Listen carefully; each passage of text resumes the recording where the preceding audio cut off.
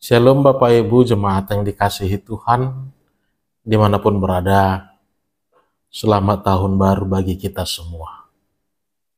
Di tahun 2025 ini, masih dengan harapan, masih dengan doa-doa yang sama. Kiranya kita tetap dipenuhi sukacita, tentu kesehatan yang daripada Tuhan untuk menjalani kembali tahun yang diberikan kepada kita. Mari Bapak Ibu, saya mau mengajak kembali untuk merenungkan firman Tuhan dalam minggu ini. Tapi sebelumnya mari kita berdoa. Kasih karunia dan damai sejahtera yang dari Allah Bapa dan dari anaknya Tuhan Yesus Kristus, itulah yang memberkati saudara-saudara sekalian. Amin. Bapak Ibu Saudara, mari kita renungkan kembali firman Tuhan pada minggu ini, tertulis dalam kitab Yesaya 62. Yesaya 62 ayat 1 sampai ayat yang kelima. Yesaya 62 ayat 1 sampai ayat yang kelima. Beginilah firman Tuhan. Demi Sion aku tidak akan diam, dan demi Yerusalem aku tidak akan tinggal tenang, sampai kebenarannya bersinar seperti cahaya, dan keselamatannya menyala seperti suluh. Bangsa-bangsa akan melihat kebenaranmu, dan semua raja akan melihat kemuliaanmu. Orang akan menyebut engkau dengan nama baru, yang akan ditentukan oleh Tuhan sendiri. Engkau akan menjadi mahkota keagungan di tangan Tuhan, dan serban kerajaan di tangan Allahmu. Engkau tidak akan disebut lagi perempuan yang ditinggalkan, dan negerimu tidak akan disebut lagi perempuan terlantar. Tetapi engkau akan dinamai perempuan kesukaanku, dan negerimu perempuan bersuami. Sebab Tuhan suka kepadamu, dan negerimu akan bersuami. Sebab seperti seorang pemuda menjadi suami seorang gadis, demikianlah dia yang membangun engkau akan menjadi suamimu. Dan seperti girangnya seorang mempelai melihat pengantin perempuannya, demikianlah Allahmu akan bergirang atasmu. Demikian pembacaan firman Tuhan. Bapak Ibu Saudara, jemaat yang dikasihi Tuhan kita Yesus Kristus, kita sudah masuk di tahun 2025. Tentu kita harus kembali merenungkan sebuah pertanyaan mendasar untuk melangkahkan kembali di tahun 2025. Apa yang telah Anda persiapkan untuk menjalani kehidupan di tahun yang baru ini? Apa yang membuat Anda harus terus berjalan, melewati semua yang akan kita temukan di tahun 2025 ini? Tentu pertanyaan ini menjadi pertanyaan mendasar untuk membantu kita untuk mengingat kembali tentang siapa kita, bersama dengan siapa kita harus berjalan menjalani tahun 2025 ini.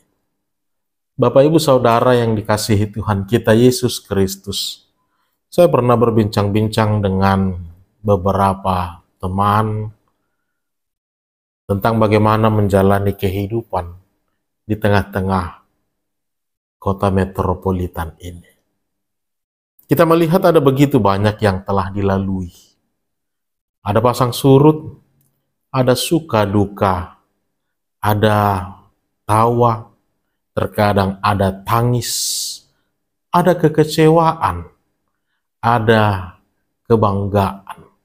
Semuanya bercampur aduk dalam suatu proses yang telah dilalui di tengah-tengah beratnya tantangan hidup di ibu kota ini.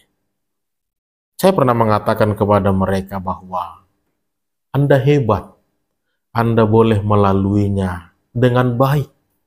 Anda hebat, Anda boleh memenangkannya. Anda adalah seorang yang kuat, Anda adalah seorang yang luar biasa. Kemudian ketika saya mengatakan demikian, kemudian mereka mengatakan, sesungguhnya kita ini tidak ada apa-apanya, Amang. Sesungguhnya tidak ada yang bisa kita banggakan. Tapi melihat dari proses perjalanan yang selalu tidak menentu, apapun ceritanya, kita harus kuat. Kita harus kuat di dalam menjalaninya.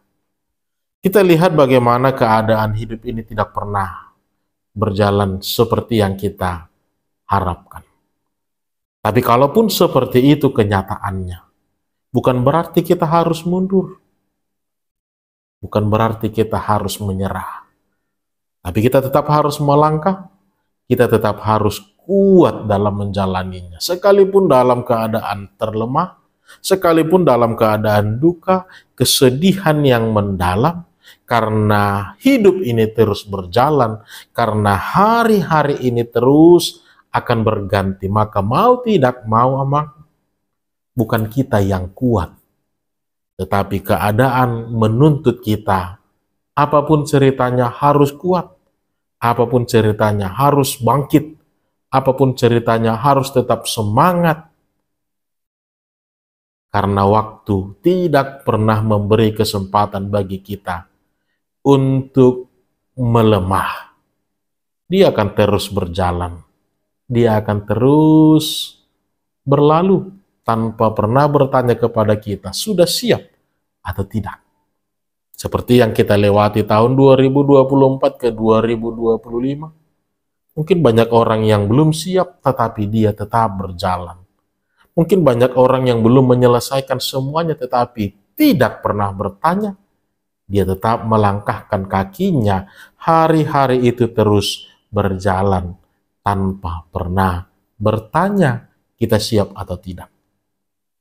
Jadi dalam diskusi itu kemudian saya menyimpulkan bahwa memang benar, bukan kita yang kuat, tetapi keadaan terkadang menuntut kita, terkadang memaksa kita harus kuat, harus bangkit, harus bisa kembali melanjutkan semua perjalanan kehidupan ini.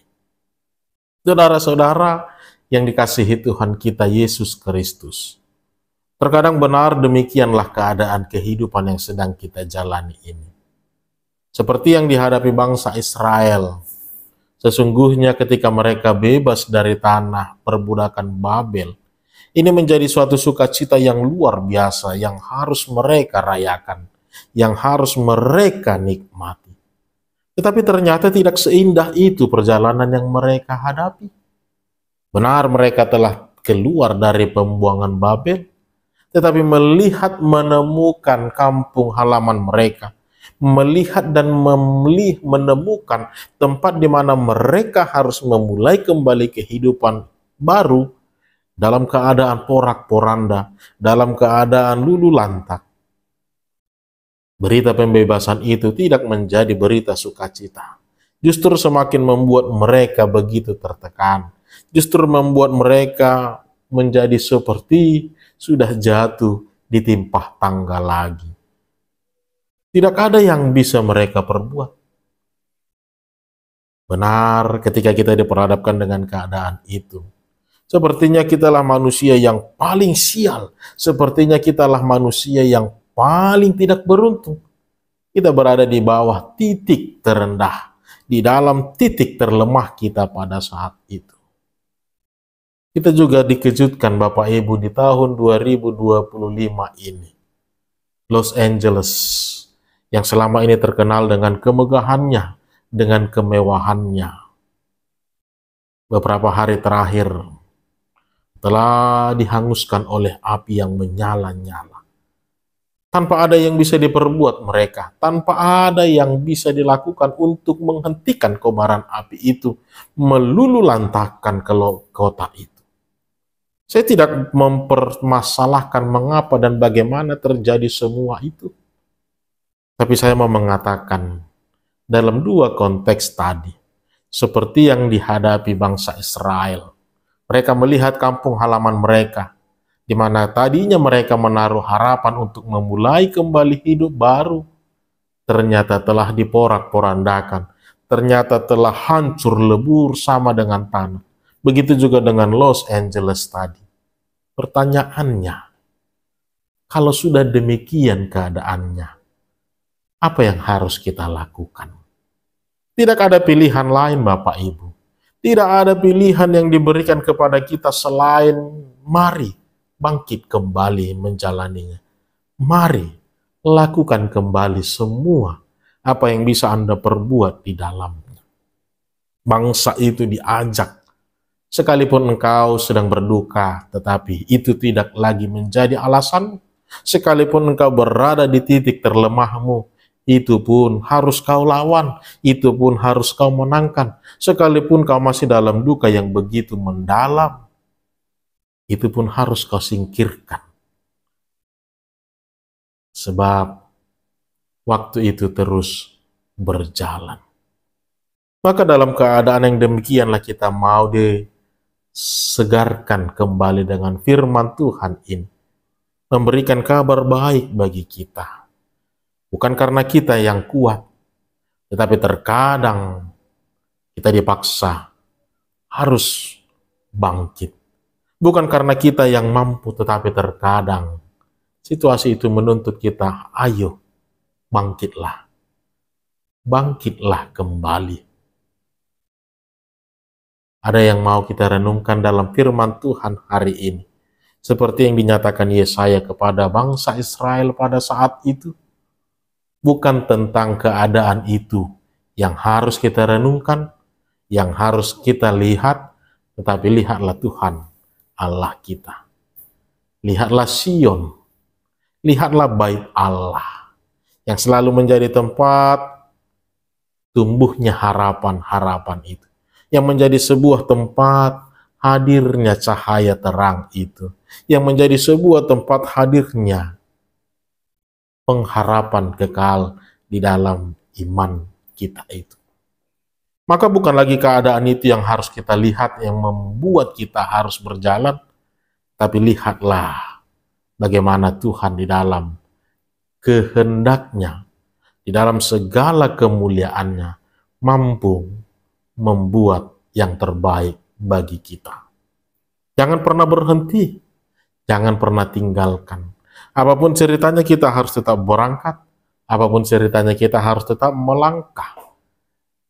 Melihat ke Sion, melihat ke Yerusalem, menjadi gambaran tentang hadirnya harapan-harapan, menjadi gambaran tentang hadirnya sukacita itu, di mana di Sionlah Tuhan bersemayam.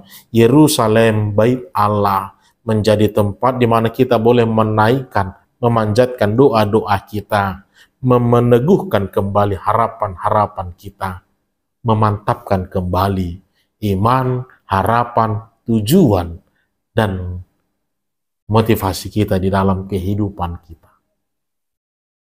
Ini yang mau diajak kepada kita Bapak Ibu. Bagaimana kita mau diajak untuk merubah kembali. Bukan lagi tentang keadaan itu yang mau kita lihat, tapi fokus kita kembali kepada Tuhan. Back to the Bible. Imani kembali firman-firmannya. Imani kembali Tuhan itu di dalam iman yang totalitas. Tidak menggantungkan kepada dunia ini, tetapi kepada Tuhan. Karena Ia sanggup mengubahkan keadaan itu. Dan lihatlah bagaimana kita dituntut untuk tetap melakukannya. Dan jangan pernah berhenti sebelum kebenarannya nyata. Sebelum keselamatannya benar-benar kita saksikan. Karena itu pun adalah janji Tuhan yang telah dijanjikan kepada kita. Maka dengan konsep yang demikian, kita mau diajak kembali untuk merubah selama ini. Yang tadinya dalam ketakutan, mari harus tetap melangkah dengan pasti. Yang tadinya dalam kebimbangan, dalam kelemahan, dalam kekecewaan, Mari singkirkan semua perasaan-perasaanmu itu. Lihatlah Tuhan kita. Lihatlah salib Kristus yang telah memenangkan semuanya. Dia telah menangkan, menjadi kesempatan baru bagi kita untuk memulai kehidupan ini. Maka firman Tuhan minggu ini mau mengajak kita untuk tetap melangkah, untuk tetap melakukan, untuk tetap bersinar, menyala di tengah-tengah keadaan apapun, di dalam segala keadaan apapun, bahkan di dalam kelemahan sekalipun. Kita harus tetap menyala, kita harus tetap bersinar, menyatakan kebenaran dan kemuliaan Allah. Dan tetaplah kerjakan keselamatan itu sampai Allah benar-benar menyatakannya, sampai Tuhan benar-benar nyata di dalam kemuliaannya, sehingga bangsa-bangsa akan melihat sendiri dengan mata kepala mereka, yang tadinya mereka mengolok-olok, pada akhirnya akan dibungkam sendiri. Yang tadinya mereka pesimis, pada akhirnya akan mengajak mereka untuk bersama-sama menyembah Tuhan Allah kita, untuk kembali bersama-sama menaruh harapan iman percayanya kepada Tuhan Allah kita. Bukan karena kita kuat, tapi karena Allah kita hebat. Bukan karena kita mampu, tapi karena Tuhan Allah telah berfirman kepada siapapun yang selalu menaruh harapan kepadanya, tidak akan pernah disia-siakan, tidak akan pernah dikecewakan oleh Tuhan Allah kita. Karena Dia adalah Tuhan, karena Dia adalah Allah yang sejati, yang setia kepada setiap umat yang percaya kepadanya. Maka di awal tahun 2025 ini, mari kita mantapkan kembali komitmen kita untuk menapaki kembali tentang apa yang akan kita lalui di 2025 ini. Bukan tentang keadaannya, tapi tentang Tuhanlah yang mau menjadi dasar di dalam menjalani kehidupan ini. Selamat tahun baru Bapak Ibu Saudara. Tuhan Yesus memberkati kita. Shalom.